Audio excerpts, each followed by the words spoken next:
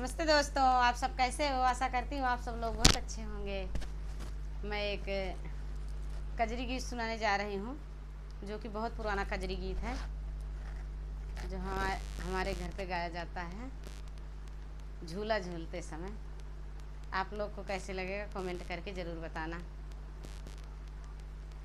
काहनी के चार खम्मा गड़े हैं, काहनी माड़ा छवायो राम, हरे राम काहनी कलश भरायो, दीपक जले वायो रे हरी।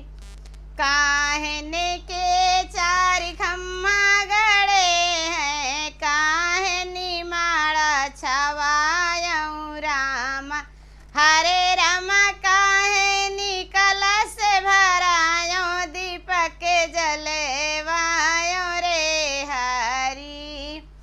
चांदनी के चार खम्मा गड़े हैं, पाननी माड़ा छवायो राम, हरे राम सोने ने कलश भरायो, दीपक जले वायो रे हरी।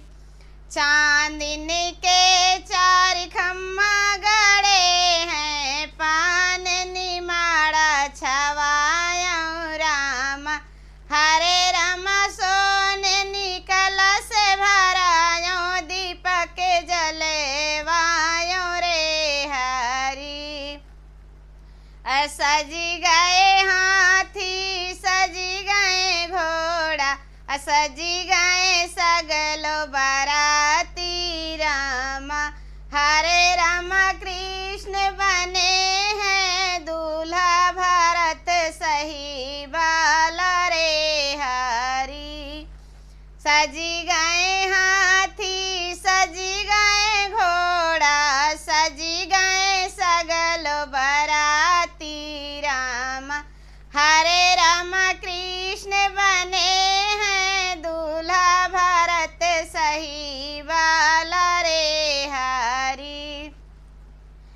जाई बरतिया जनकपुर पहुँची, सब सखी मांगल गावई राम, हरे राम कृष्ण बैठ मुस्काई, सखी शरमाई रे हरी।